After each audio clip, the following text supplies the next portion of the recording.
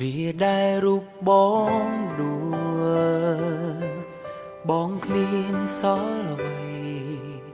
អូនជាអ្នកហត់ដៃឲ្យបងក្រោកឈរអូនបារម្ភយកចិត្តទុកដាក់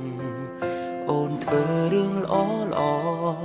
បងត្រេកអរមានមនុស្សស្មងសនៅក្បែរទុំអ្នកទុំនងយើងក៏ប្រែស៊ីជុំរើ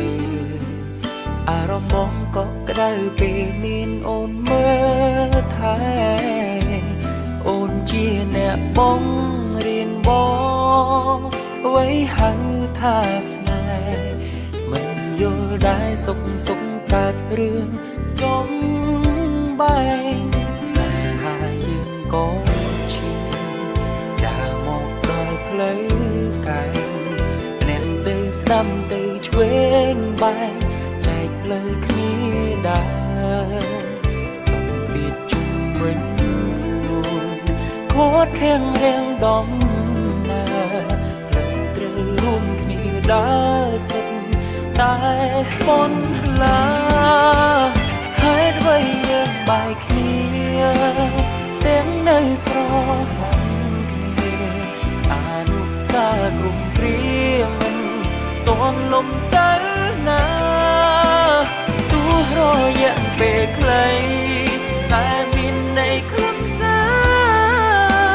រមិនទ្រាំកិនថាមានរឿងកើតឡើងតើមានឱកាសទេជួបគ្នាម្ដងទៀតទេបងចង់មានអូនក្បែរតែអូនដូចដើមអាចអោបបងបានទេអោបបងដូចគ្រាយ៉ាងផ្ដាំពីបាដកដង្ហើមទេដែលគ្មានអូនវិលរកមកវិញបានទេ